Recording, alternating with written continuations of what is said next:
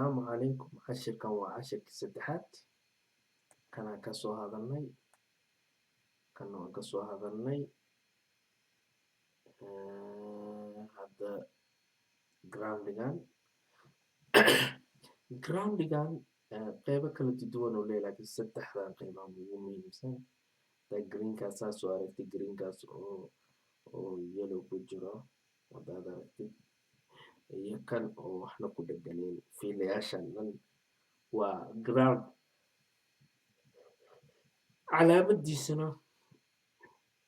Calaamadihiisu waa noocan wada waxaysan yihiin. Kan waa groundigii kana paneltiga hadda ku jiro waaye. Kana alaabaha ku xiraysa kan laakiin panelada iyo electroniga ayaa calaamadoodu waaye. Soo jawaabtii aan dhahayay waxaan cashirkan dhan ku imaaday maxoonan qof hadduu koronto qabto oonan u qabanaynin. Korontada waxaan dhahaa markasta waxay rabtaa loop ay rabtaa.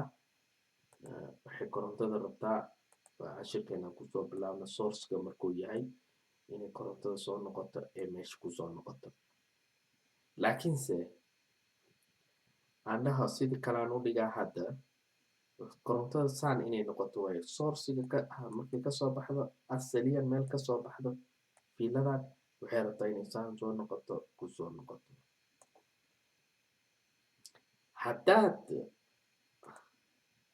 Haddaad korontada meeshaan ka soo baxday ay meeshaan soo gelayso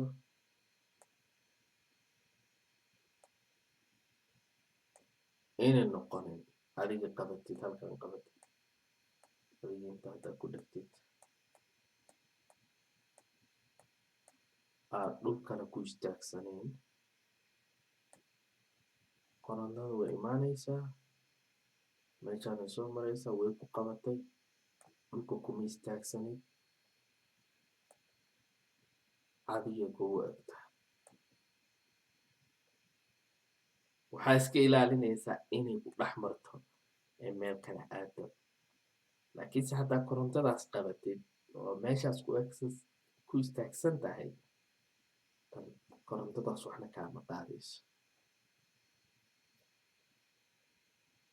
ugu soo celiyo korontada mar hore waxaan dhahay korontada waxay u baahan tahay loop meeshay ka imaado inay ku noqoto. laakiinse haddaad adiga dhaxda iyadoo kala go-an aad qabatid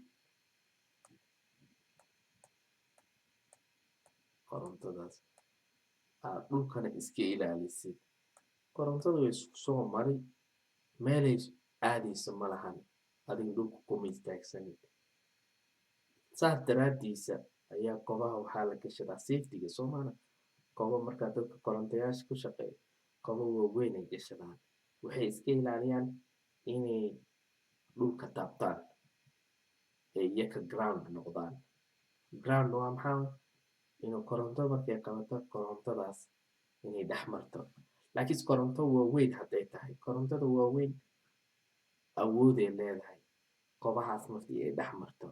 laakiinse korontada hadduu yahay 120 oo kobo fiican aad gashan tahay kobaha loogu talagalay korontada haddaad gashan tahay ama aad ku istaagsan tahay meel aag weyn haddaad ku istaagsan tahay kuma soo mari karto ground ma tagi karo.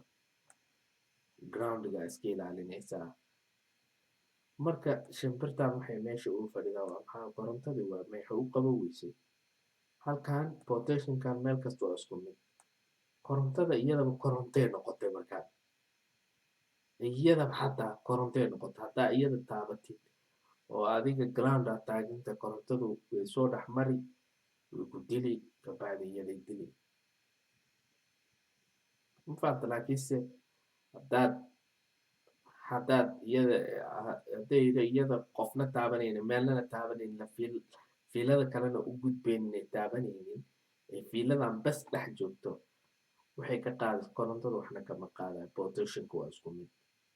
awoodda halkan iyo awoodda halkan haddaad cabirto waa isku mid. Laakiin korontada waxay u baahan yihiin markii la cabirayo potential different.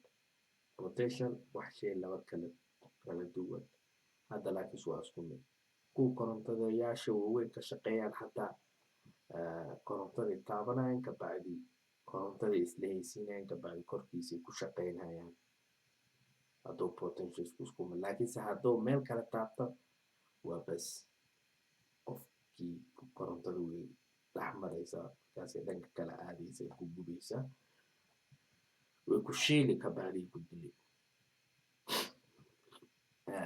Marka waa saas korontada markii aad qofkii fahamsan yahay hadduu yani groundigu iska ilaalinaa. Groundigu mar hadduu iska ilaaliyo qofka korontada waxna kama qaadi karto inay korontada dhex marin.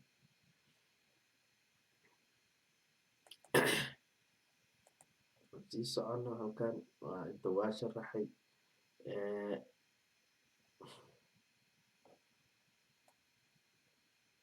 halkaan sharaxa casharkeena meeshaasoo nagu dhan yahay.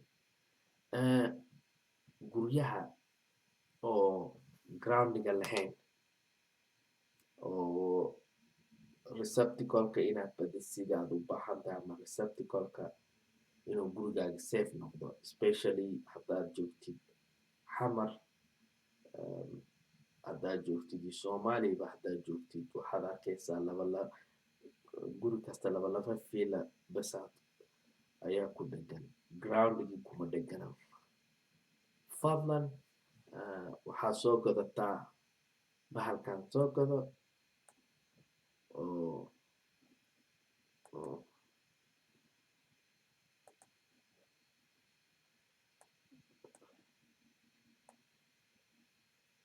GFC ayaa lahaa waad ku xiraysaa saan uu yahay.